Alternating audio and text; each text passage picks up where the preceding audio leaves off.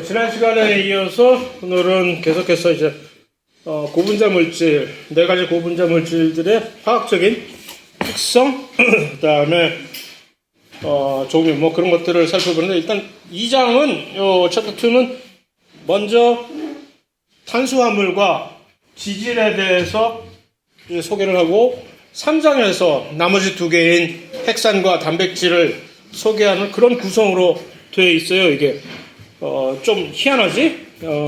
얘네가.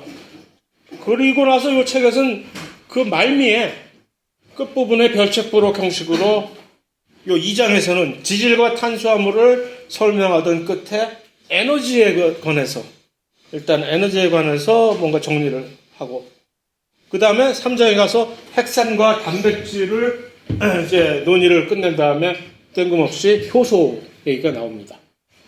그게 왜 그렇게 구성이 되어 있을까라고 하는 것은 여러분들이 조금만 생각을 해보면 뭐 워낙 스마트하신 분들이니까 충분히 알 수가 있을 것이고, 그래서 그 물질과 그 물질이 이루어내는 그 생명체에서 그 물질을 사용하는 용도 및 다양한 것들을 그런 식으로 이 교과서는 연결을 하고 있다고 볼 수가 있습니다. 어쨌든 자, 그런데 그 고분자 물질들을 볼 때 일단 먼저 첫 번째 오리엔테이션이, 여러분들 고등학교 때 화학 어디까지 배웠어요? 뭐 하나도 안 배웠다고 전부 치고 뭐까지 거 배우신 분들도 있을 것이고, 근데 유기화학을 여러분들이 이제 대학교 가서 유기화학 다 들어야 되나? 안 들어도 되나? 뭐 과마다 다르겠지.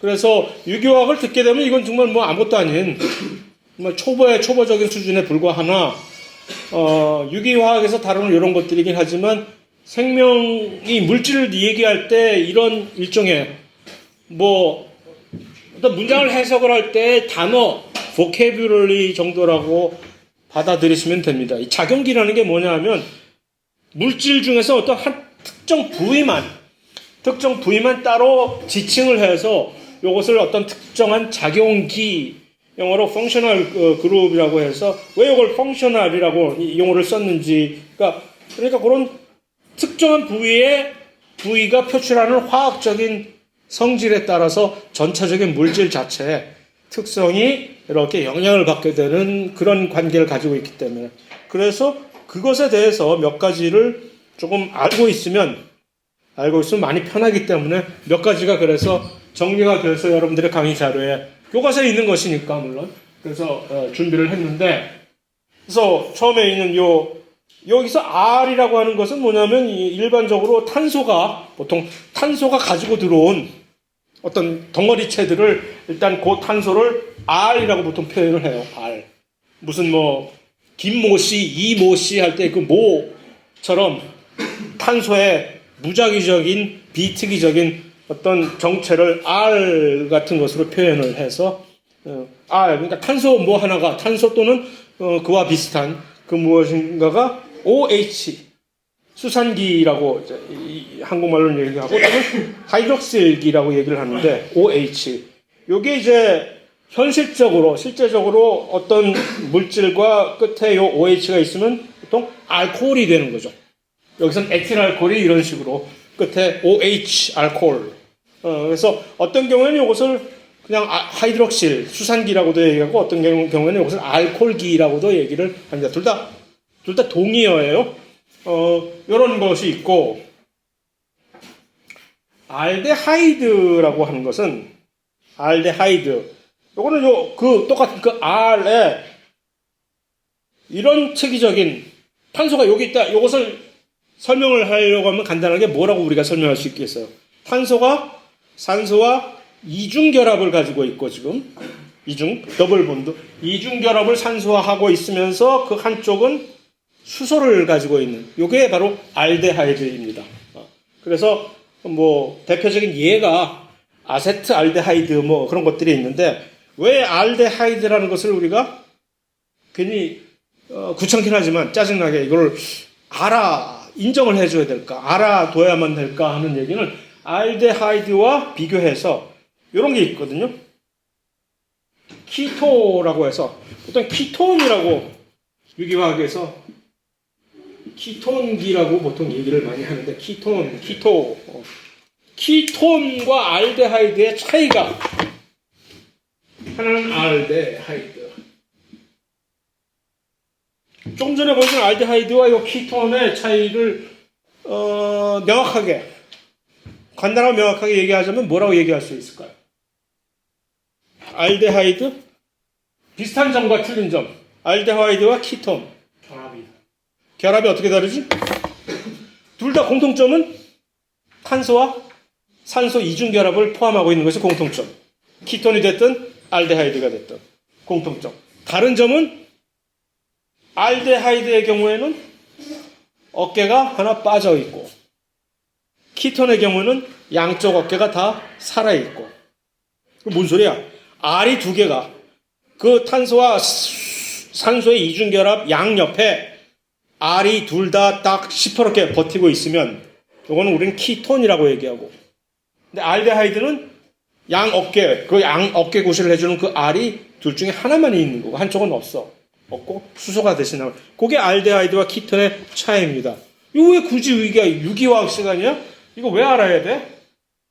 탄수화물을 우리가 확인을 하고 식별을 할 때 이런 얘기가 나오거든. 알데하이드와 키톤의 차이를 알고 있으면 탄수화물을 당을 구분하는데 조금 편리하기 때문에 그래서 이제 작용기에 이것을 소개를 하는 이유입니다. 카르복실기는 또 같은 듯 뭐가 조금 더 다르지. 또 어김없이 얘는 또 나오네. 탄소와 산소의 이중결합은 또 나오는데 여기서는 알데하이드와 키톤의 경우와는 다르게 여기는 아까 본 알코올 또는 수산기라는 그 OH가 여기 나오네. 그래서 이렇게 되는 경우는 우리는 이것을 카르복실이라고 하는데 강아지 생각이 갑자기 나지 왜 복실?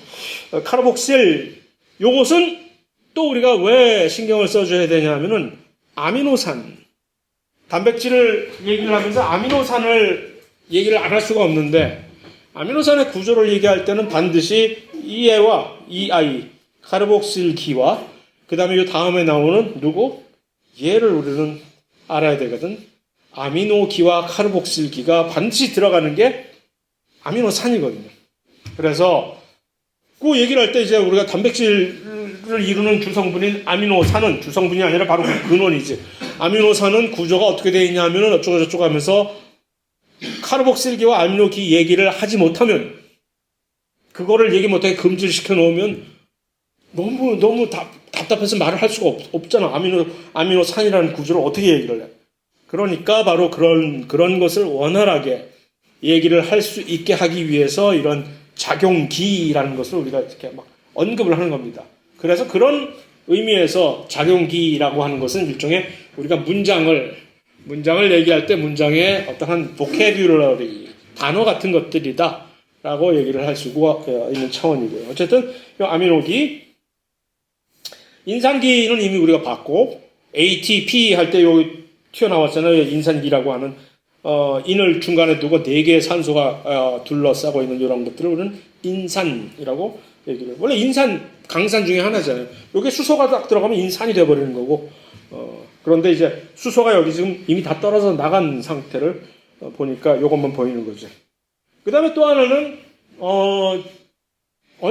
책에 언급은 되지 않으나 생명에서 또 중요한 작용기 중에 하나가 요 SH라고 하는 여기 보면은 조금 이 SH가 무엇을 비교적으로 연상시키게 합니까? 요것을 연상시키잖아요. OH SH와 OH는 조금 비슷합니다. 왜 비슷할까 얘네들이? 산소와 요 황은 같은 주기율표의 같은 쪽에 이 최외곽 전자가 개수가 똑같아요. 그러니까 화학적인 성질이 비슷하지. 그래서 이름이 얘가 사이올이라고 하는 것은 요거를 알코올이라고 OH를 우리는 알코올이라고 하잖아요. OH 알코올과 비교해서 OH를 알코올이라고 하듯이 사이오라는 얘기가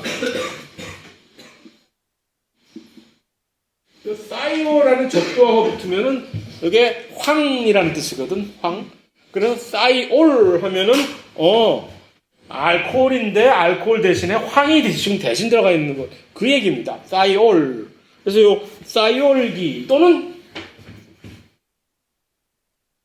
요 OH를 우리는 수산기라고 되어 있잖아요. 하이드록실. 근데 하이드록실 대신에 O 대신에 설퍼가 들어갔다고 해서 설파이드릴.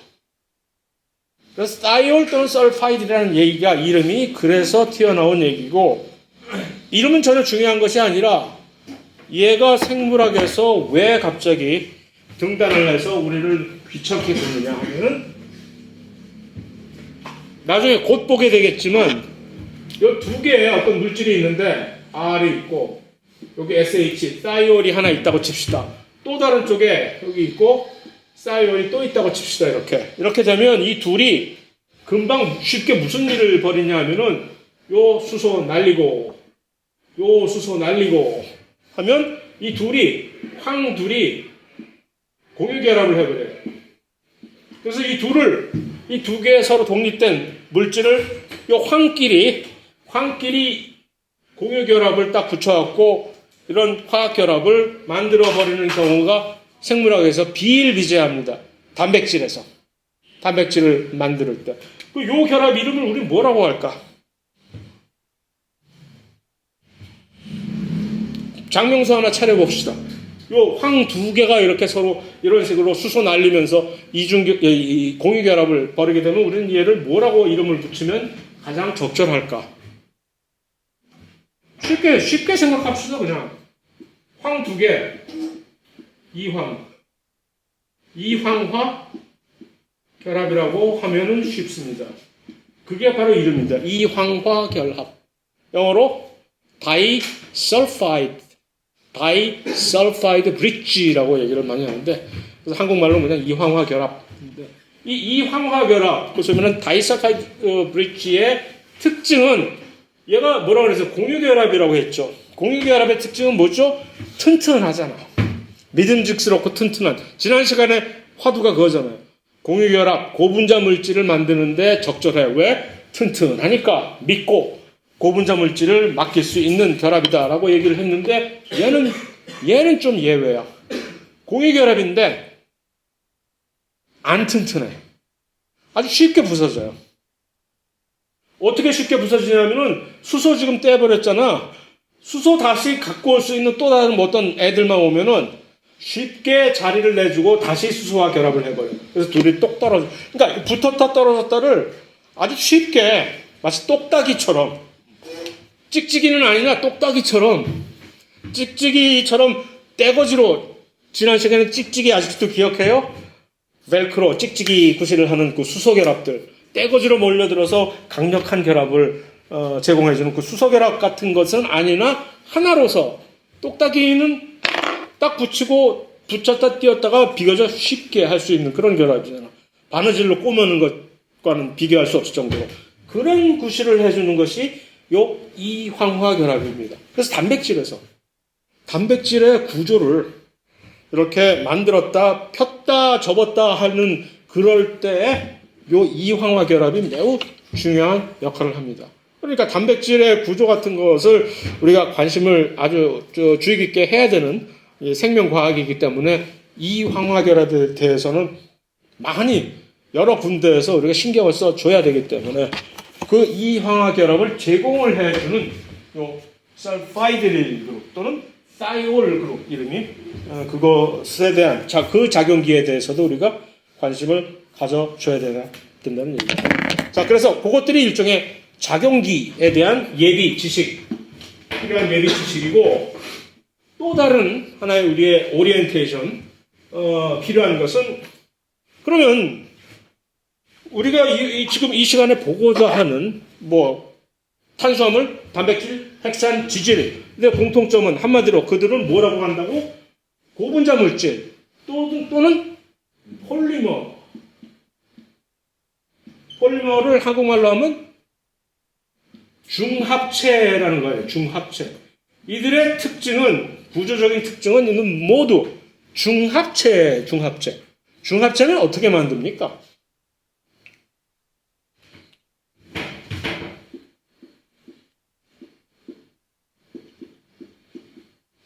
이거 그냥 누구나 다 아는 말일 줄 알고 나는 이런 거 얘기할 때 얘를 레고 블락이라는 얘기를 썼는데 표정을 보니까 모르는 듯하니 한국에서는 이걸 지칭하는 말이 따로 있더라고.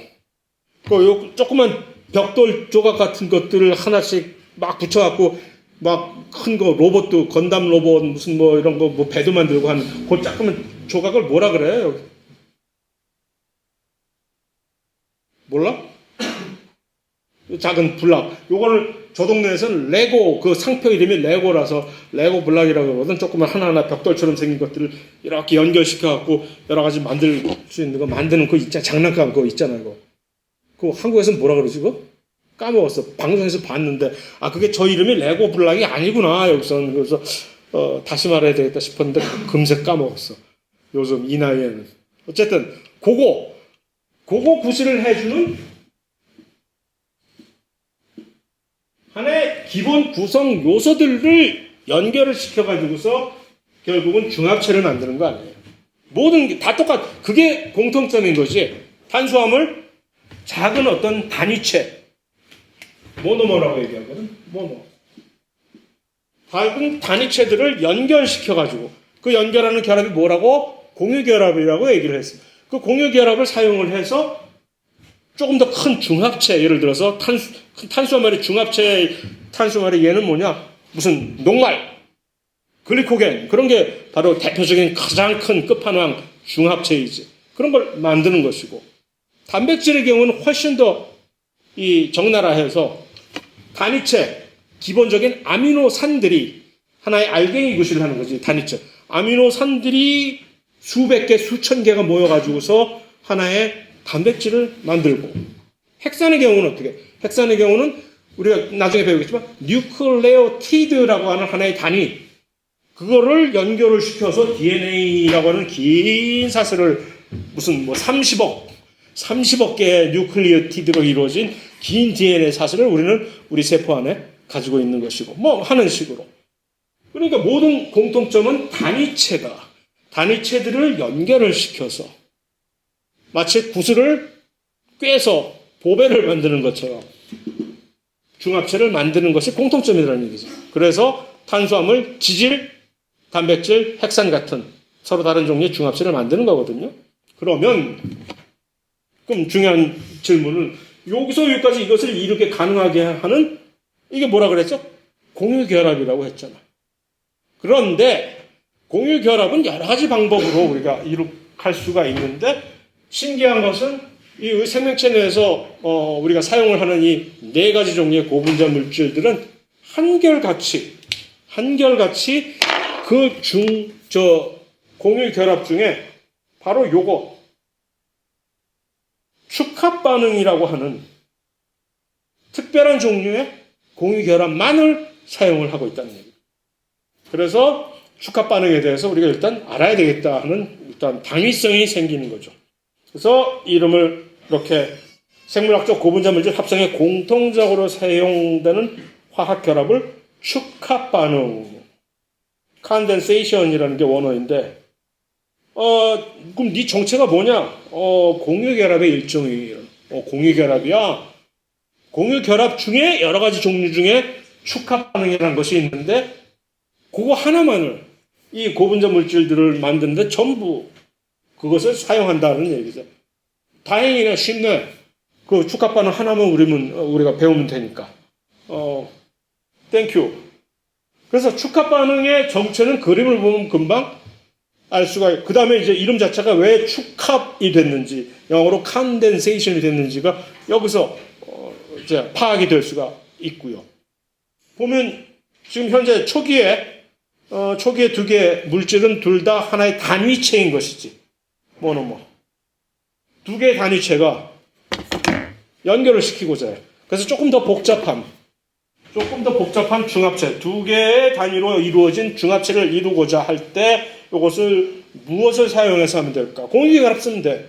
그러니까 지금 둘 사이에 만들어진 이 결합은 공유결합인 것이지. 이 공유결합. 그런데 이 공유결합이 형성이 될 때 무슨 일이 벌어졌는지를 이 그림은 설명을 해주고 있지. 무슨 일이 벌어졌죠?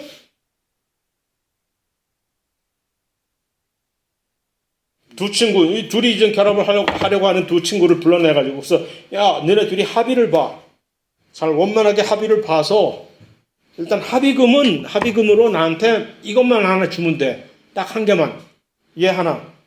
내게 물 한 분자만 주면 네 둘은 내가 연결시켜 줄게 하는 거죠. 이게 바로 축합 반응인 거죠. 물 한 분자가 빠지면서, 물이 빠지면서 결합이 이루어지는 거. 그래서 물이 빠져나가는 대신에 여기서 OH 나가고 여기서 H 나가니까 물이 빠져나가는 거 아니에요? 그러면서 이 둘 사이가 연결이 되어버리는, 이렇게. 자, 그게 축합 반응이라는 거지. 하니까 쉽네, 되네, 잘 되네, 재밌네. 한 번 더 할까? 더 하지 뭐. 또 하나 나도 끼워줘.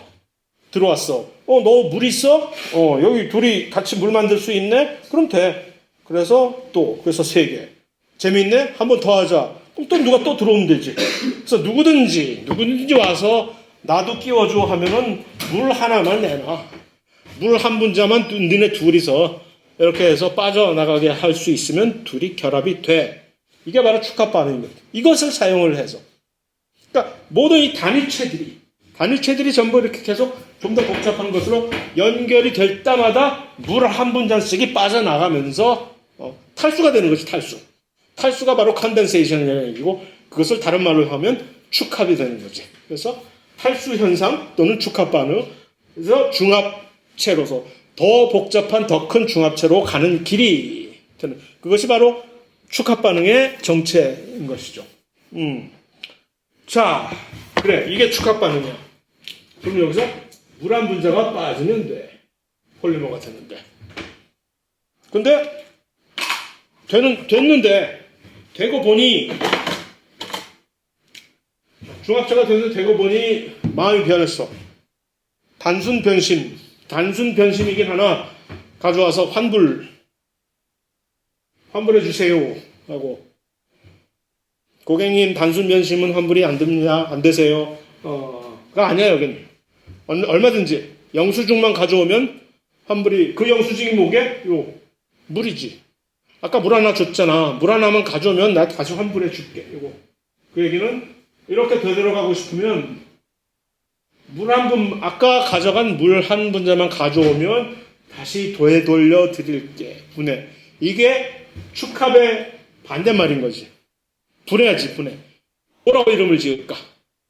축합 반응의 반대, 분해하는 과정인데 물이 하나 들어가는 반응. 이름 지을 때 어떻게 할까? 물 하나를 집어넣어서 뽀개버리는 반응이라고 지으면 되겠지. 그래서 이름을 가수 분해라고 하는 겁니다. 물을 하나 첨가를 함으로써 가수 분해를 시키는. 그러니까 이 축합 반응이 바로 정반대 방향으로 가는 반응인 거죠. 그래서 영어로 원래 처음에 영어권에서 이 이름을 만드는 것인데, 하이드로, 물이라는 얘기잖아. 하이드로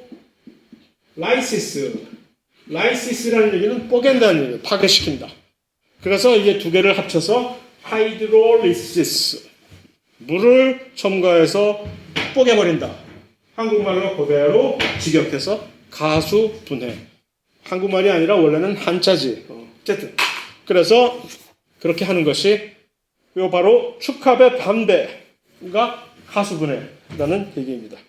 그래서 고분자 물질은 쓰임새가 다, 예를 들어서 녹말, 하나의 고분자 물질로서 녹말을 합성하기 위해서는 단위체인, 녹말은 여태까지 몰랐다면 지금 이제 알게 되겠지만 포도당으로만 이루어진 중합체이거든요. 포도당들을 전부 모아서 각각의 포도당들을 축합 반응에 의해서, 축합 반응은 뭐라 그랬죠? 공유결합의 일종이야. 공유결합인데 공유결합을 하는 그 방식이 좀 특이하게 둘 사이에 물을 하나씩 빼버려서 공유결합을 연결시키는 게 바로 축합 반응이란 얘기죠. 그래서 포도당들끼리 축합 반응을 하면 그럼 녹말이 되는 거야. 근데 녹물은 그런 식으로 만들 때 그 이유가 있는 거 아니에요. 나중에 써먹으려고. 점심 때 여러분들이 써먹으려고 하는 거 아니에요. 어떻게 써먹어? 분해해서 다시. 다시 분해를 해서 포도당으로 만든 다음에 그 포도당을 더 분해를 해서 우리가 열량을, 에너지를 얻겠다는 게 목적 아니에요. 그러면 그 녹말을 분해를 하려면 이제 어떻게 해야 되지? 가수 분해를 해서 물 하나씩 다다다다닥 집어넣어서 뽀개면 되는 거지. 그게 모든 다른 종류의 이 고분자 물질에, 이 생명체 내의 그 네 가지 고분자 물질에 다 적용이 되는 얘기라는 얘기죠. 그래서 일단 기본적으로 축합과 가수 분해에 뭐 어렵지 않은 개념이니까 그 개념만 이렇게 이해하면 일사천리라는 얘기죠. 다만 얘네들이 영역이 나눠져 있잖아. 우리의 탄수화물 계 그룹, 단백질 그룹, 지질 그룹, 핵산 그룹, 자기들끼리 각자 나름대로의 이 프라이드, 가오가 있는 거야. 그래서 이름을 자기들끼리 고유한 걸 짓고 싶어 해. 야, 우리가 뭐 가오가 있지? 쟤네 저 지질하고 똑같은, 찌질한 지질하고 똑같은 이름을 우리가 사용할 수는 없잖아. 하고 이 탄수화물을 그런 식으로 축합 반응을 통해서 만들 땐 그 탄수화물에 적용이 되는 축합 반응의 이름을 우리는 따로 짓자. 이름만 지으면 뭐해? 어차피 똑같은 얘기인데. 어차피 똑같은 축합 반응인데 자기들끼리 탄수화물에 적용되는 그 축합 반응의 이름이 다르고 지질에 사용되는 그 축합 반응 이름이 또 다르고 단백질에 사용되는 그 축합 반응 이름이 또 다르고 그렇다는 얘기입니다. 그것을 구분을 해서 우리가 살펴보는 것이 또 다른 목적 중에 하나이고. 오케이. 탄수화물. 그러면 탄수화물은 일단 이름 자체가 탄수화물이라고 영어로도 이름이 그래요. 카보, 탄, 하이드레이트, 수화물이라는 얘기야. 그러니까 탄수화물인데 왜 이름이 탄수화물이야? 탄소가 많고 수소도 많고 OH도 많고 그래서 탄수화물인 거야. 그래서 일단 성질 자체가 일단 우리는 그 지난 시간에 제가 또 강조를 했지만 모든 물질이 처음 튀어나올 때 일단 뭘 먼저 파악을 하는 것이 우리에게 도움이 된다고 했지. 얘가 물이랑 친해? 아니면 물이랑 원수지간이야. 그걸 아는 게 도움이 된다고 얘기를 했어요. 그래서 탄수화물이라는 얘기가 딱 나오자마자 일단 먼저 그것부터 살피는 것이 일단 기본적인 일반적인 그런 현상이에요. 결론부터 얘기해서 탄수화물은 대부분 이게 전부 물하고 친해. 왜 그럴까? 얘네들은 뭔데 물하고 친할까? 이게 많다며. 탄수화물은 이게 많어. OH가. 그럼 당연히 물하고 친할 수밖에 없지. 왜? 얘가 많다는 얘기는 산소가. 산소가 많으면 항상 뭐라고? 극성을 띠게 된다고 얘기를 했잖아요. 그러니까 극성을 띠게 되니까 물질이 산소 때문에 그러니까 물하고 친할 수밖에 없는 거예요. 그래서 이 단당류가 단위체라는 그러니까 여기서부터 시작을 하는 거지. 다양한 종류의 단당류들이 자기들끼리 축합 반응을 이루어 가지고서 조금 더 복잡한 다당류들을 만들어낸다는. 그런데 이 단당류를 그러면 여러 가지 다양한 종류의 모든 단당류들을 이지만 그들 나름의 어떤 룰이 있어서 모든 단당류들은 이렇게 화학적으로 표현을 할 수가 있다는 얘기입니다. CH. 그러니까 이 비율이 탄수화물을 이루는 기본적인 비율로서 탄소가 하나 있으면 그보다 2배가 많은 수소가 있을 것이며 탄소의 개수와 동일한 개수의 산소가 있으면서 이렇게 어우러지는 것은 전부 다 탄수화물 중에 단당류이다 라고. 그럼 여기서 N은 뭐게? 여기서 N은 무엇일까? 이 N이 바로 예를 들어서 포도당 하면 포도당일 경우에 이 N이 몇 개일까? N이 6개예요. 그럼 N에다 6을 대입해서 이걸 풀어보면 C6H12O6가 되잖아. 그러면 그것이 포도당의 화학식이 되는 것이고 하는 식으로 그렇게 모든 다른 단당류들이 N이라는 것은 결국 그 탄소에 기본적으로 탄소 개수를 그 N으로 표현을 하면 되는 것이고. 자, 여기서 바로 이게 나오네. 자, 그런데 그러면 그러니까 질문이 요것만 충족하면 되는 기야? 나 하나의 물질로서 내가 요것만 흡족하게 충족하면 나 탄수화물 중에 단당류 되는 거야? 단당류 자격증? 오케이? 아니. 요거 말고 또 한 가지가 더 있어야 돼 라고 하는 게 바로 요거지. 전체적으로 네가 C6H2O6의 N 구조를 충족시키는 근화학 구조를 가지고 있는 것은 첫 번째 충족 조건이고, 두 번째 충족 조건은 말단에 너의 물질의 저 어떤 변방의 끝단에 최소한 둘 중에 하나가 있어야 돼. 뭐 알데하이드가 있거나 또는 키톤이 있거나. 그러면 넌 단당류야. 그러면 내가 인정해 줄게 라는 그런 룰이 있다는 얘기입니다. 그래? 그럼 살펴보자. 그림으로 보면 이게, 그래서 여기 지금 이것이 포도당이고, 근데 이 옆에 있는 것이 과당이라는 얘기예요. 과당과 포도당을 이렇게 딱 살펴보면 공식을 만들어 보세요. 이걸 해서 요거 C6H12O6가 될 것이고, 그런데 그러면서 또 하나의 충격 조건이 이 포도당의 말단에 지금 있는 게 뭡니까? 키톤입니까? 알데하이드입니까? 그거 잘 힌트 주려고 여기 지금 힌트가 가 있잖아.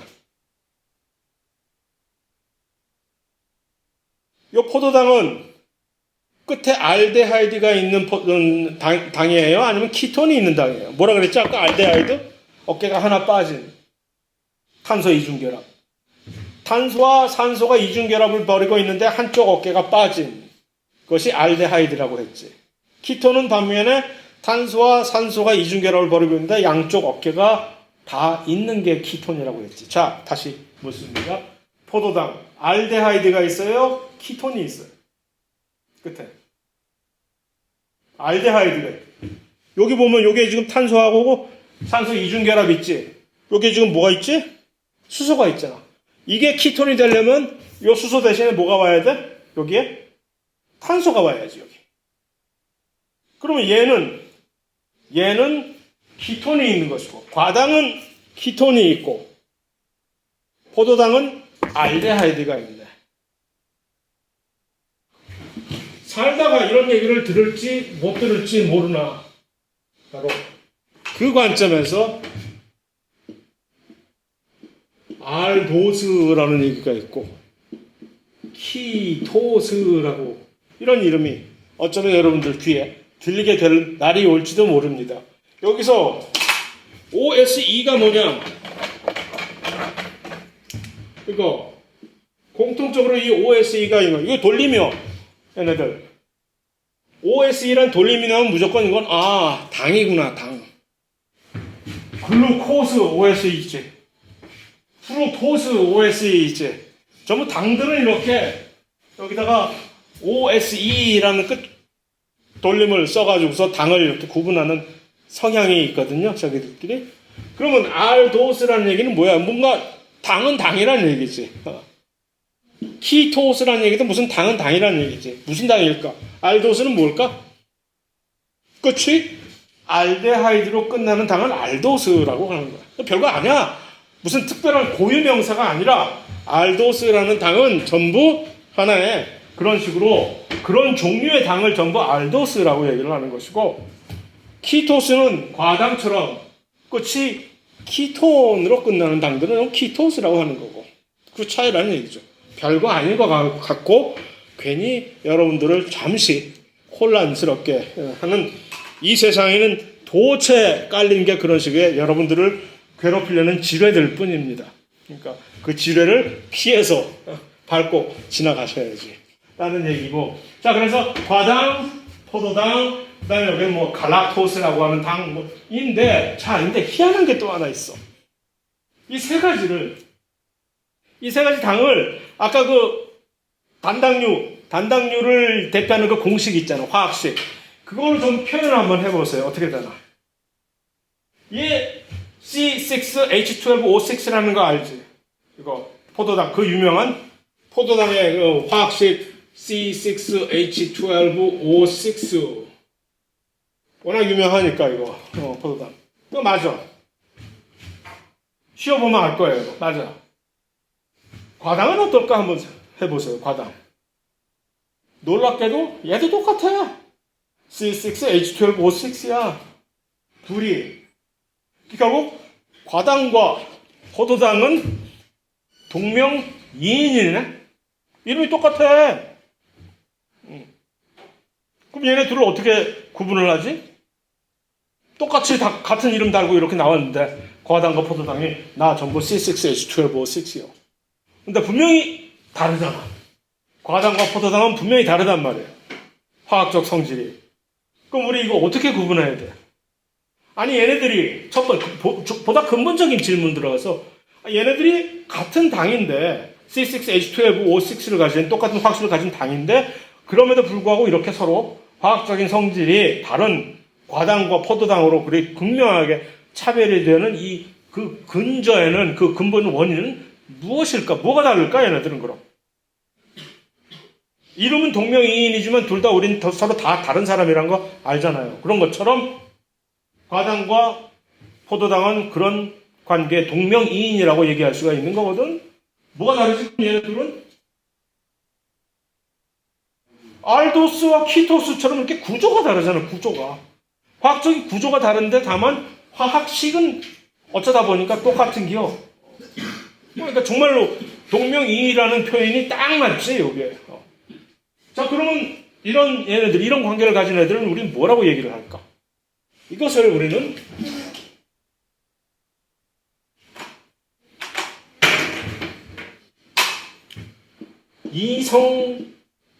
이성질체라고 이름을 짓습니다. 아이소모라고 영어로 얘기하죠. 아이소모. 이성질체. 그런데 이성질체는 세 가지의 다른 이성질체가 있어요. 생물학에서 관심을 써야 되는. 그 세 가지 중에 가장 적나라한, 적나라하게 잘 보이는, 그 다음에 가장 우리가 신경을 덜 쓰게 되는, 생물학에서 가장 신경을 덜 써도 되는 이성질체가 바로 이 스트럭처럴 아이소모, 구조 이성질체라고 얘기해요. 구조. 주조가 아니라 구조. 구조 이성질체라고. 이렇게 구조가 서로 다른. 화학식은 똑같으나 화학적인 구조가 서로 다른. 예를 들면 과당과 포도당처럼. 이것을 우리는 구조 이성질체라고 얘기를 합니다. 별거 아니야. 그런 애들이 있어. 그런데 문제는 여기 일단 먼저 보이는 얘는 이상하네. 이름이 아이소모는 아이소모인데 뭐고? 스테레오 아이소모라고 되어 있는데 스테레오 아이소모를 한국말로 표현하면 거울상 이성질체라고 얘기를 합니다. 거울아 거울아 이 세상에서 누가 제일 예쁘니 하고 이 둘이 어떤 관계냐 하면 서로 거울을 중간에 거울이 있다고 상상을 해보세요. 거울을 사이에 두고 이 포도당과 갈락토스 당이 서로 마주보고 있다고 쳐봐. 그러면 이해가 되는 두 구조야. 이 둘은 화학적으로 화학식이 똑같아.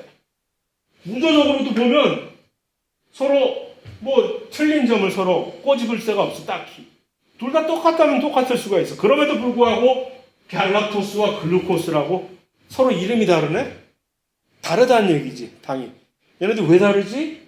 얘네들은 왼손과 오른손과 같은 관계를 가진 물질이라는 얘기. 왼손과 오른손. 손가락은 5개, 둘 다 비슷하게, 손금도 비슷해. 똑같은. 그럼 왼손과 오른손은 똑같은 손입니까? 아니잖아. 아니잖아, 이게. 왜 이게 아닌 거 어떻게 알지? 겹쳐봐. 안 겹쳐지잖아. 안 포개지지. 이게 정말로 똑같은 물질이라면 왼손과 오른손을 포개할 수 있어야지. 안 포개져. 왼손과 오른손을 이렇게 포개할 수 있는 유일한 방법은 이 둘이 마주보게 해가지고서. 둘을 마주보게 해서 마주 이렇게 딱 잡게 하는 유일한 방법이잖아. 똑같은 예입니다. 이 둘이. 그래서 그런 관계를 가지고 있는 여러 가지 화학 물질들을 우리는 스테레오 아이소모 영어로 또는 이난시오모라고 하는데 그리고 훨씬 더 이 의미가 우리에게 와닿는 그런 말은 어휘는 거울상 이성질체라고 하는 것이 훨씬 더 와닿지. 그래서 스테레오 아이소모라는 얘기는 왜 그런지 이건 평광을 비췄을 때 돌아가는 이 각도가 서로 다르기 때문에 좀 더 화학적인 그런 용어이고 거울상 이성질체라는 게 훨씬 더 우리에게 와닿기 쉬운 그런 용어입니다. 무슨 얘기인지 알겠죠? 그런 이성질체가 있다는 얘기입니다. 세 가지가 있다고 했죠. 두 가지는 이제 됐지? 나머지 한 가지 이성질체는 무엇일까? 사실 이 거울상 이성질체라고 하는 것이 생물학에서 매우 매우 중요합니다. 좀 이따 나오겠지만 이 거울상 이성질체가 서로 같지 않은 물질이라는 것을 우리의 효소는 명확하게 구분을 해내기 때문에 생명체 안에서 모든 화학 반응, 대사작용은 효소에 의해서 이것이 전부 다 매개가 되는 것이기 때문에 그 효소가 확인을 하고 너 아니야, 너 가짜야 라고 이렇게 배제를 해버리면 이 물질은 사용이 안 된다는 얘기예요. 그래서 그러한 일이 매우 많아. 그렇기 때문에 우리가 거울상 이성질체라는 것에 대해서 명확한 이해를 해야만 되는 것이고, 또 다른 하나의 이성질체는 요거거든. 시스 트랜스 아이소머라고 하는, 한국말로 이건 뭐라고 할까? 한국말로 좀 쉽게 기하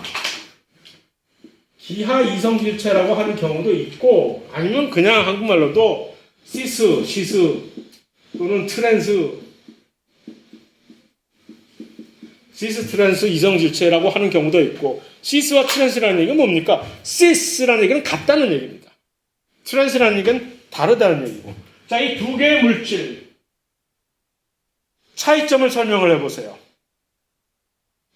공통점은 둘 다 탄소 이중결합을 가지고 있는 물질이에요. 탄소가 중앙에 이중결합으로 더블 본드 공유결합을 하고 있는 물질이지. 그런데 차이점은 요 X라고 하는 X는 이제 일종의 R을 여기서는 X라고 표현하고 있습니다. R. 요 시스라고 하는 요 물질은 요 X가 두 개가 다 이렇게 위에 올라가 있고, 위에 아래라는 얘기는 탄소가 이중결합을 일단 이루게 되면 탄소는 일단 붙박이 이렇게 딱 하나의 평면에 이 두 탄소가 평면상에 놓이게 되는 것이기 때문에 더 이상 이 탄소를 중심으로 뭐가 우리 회전문처럼, 원래 탄소가 이루는 이 공유결합은 탄소가 4개의 공유결합을 가지게 되는 그 특이한 그 기하학적인 구조 때문에 탄소가 4개의 공유결합을 가지고 있게 되면 탄소는 마치 회전문처럼, 우리 회전 리볼빙 도어처럼 이렇게 마구 뺑글뺑글 돌아가는 그런 성질이 있는데, 그게 딱 멈추는 순간은 뭐냐 하면 그 탄소가 갑자기 그 둘 사이에 이중결합을 가지게 되면 이 둘이 이렇게 딱 고정이 돼요. 두 탄소 사이. 그러면 더 이상 탄소는 못 돌아가요. 여기서는. 못 돌아가게 되면 위와 아래가 생기들. 그럼 위에 요 탄소가 이중결합 판을 이루고는 이 위에는 누가 있느냐, 아래는 누가 있느냐라는 이게 구분을 할 수 있게 되는 상황이 생기는 거죠. 그럴 때 이 두 개 X라고 하는 물질이, 탄소 같은 물질이 또 다른 탄소 두 개가 위에 놓여 있는, 배열이 되어 있는 경우와 서로, 그러니까 이 뒤에 가서 클럽 가서 둘 다 everybody put your hands up 하고 막 이러고 있는 상황과 가서 옛날처럼 그 할배들처럼 이 헛소리를 추는 상황이 두 개 서로 다른 현상이 생기잖아요. 이렇게 헛슬 춤을 추게 되는 요 현상, 요것을 우리는 트랜스라고 얘기를 하고, 이렇게 클럽 댄스 하는 이런 것은 이제 시스라고. 그래서 시스와 트랜스가 이걸 보면 화학적으로 화학식을 여기를 딱 놓고 하면 둘 다 동일하잖아. 하나 엄연히 다른 구조예요. 이 둘은 트랜스와 시스는. 이것은 우리의 현실적으로 좀 이따 보겠지만 트랜스 지방 같은 얘기를 할 때 바로 트랜스 지방 같은 것들이 왜 어떤 문제가 생기는지가 바로 여기서 나오는 거거든요. 그래서 이런 세 가지 종류의 다른 이성질체를, 특히 생물학에서는 특히 요 시스트랜스 이성질체와 그 다음에 거울상 이성질체 같은 경우는 여러 번 우리가 그런 실예를 맞닥뜨리게 된다라는 얘기입니다. 그래서 이 이난시오머가 스테레오아이즘, 거울상 이성질체라고 얘기하는데, 왼손과 오른손은 이게 기본적으로 이제 아미노산의 하나의 가장 이 간단한 아미노산의 구조 같은 것들을 이렇게 보여주는 것인데, 이 두 개가 화학식은 똑같지만 서로 이런 식으로 서로 마주보는 거울 형태로 이제 보인다는 것은 확인을 할 수가 있을 것이고, 이것을 어떻게 표현하면 한쪽은 마치 왼손, 왼손잡이 형태, 또 다른 쪽은 우리 관념적으로 오른손잡이 형태로 이렇게 두 가지 종류의 같은 동일한 물질이나 같은 동일한 아미노산이지만 왼손잡이 아미노산과 오른손잡이 아미노산의 두 가지 종류가 모든 종류의 아미노산마다 가능하다. 당도 마찬가지예요. 그런 것을 보여주는 그림입니다. 여기서 왼손잡이형을 L이라고 하고 오른손잡이형을 D라고 합니다. 그래서 D형, 오른손잡이형과 왼손잡이형이 있는데 생물학 쪽에서, 생명 쪽에서는 왼손, 오른손 중에 왼손잡이, 오른손 중에 아주 특이적으로 한 종류만을 독점적으로 사용을 하게 됩니다. 그것이 또 이제 아주 중요한 얘기이고, 좀 이따 곧 나오겠지만. 자, 그래서 이성질체를, 그 와중에 이성질체를 다 끝냈고, 사슴형과 고리형 얘기를 하려고 하는데 벌써 시간이 다 됐으니까, 10분 쉬고, 오늘은 진도 관계상 질문은, 나중에, 따로 동영상에다가 집어넣는 방식에서 오늘만은 질문을 이제 질문에 답하는 시간은 생략하고 곧바로 계속해서 진도를 다음 세션에도 나가도록 하겠습니다. 10분 있다 봅시다.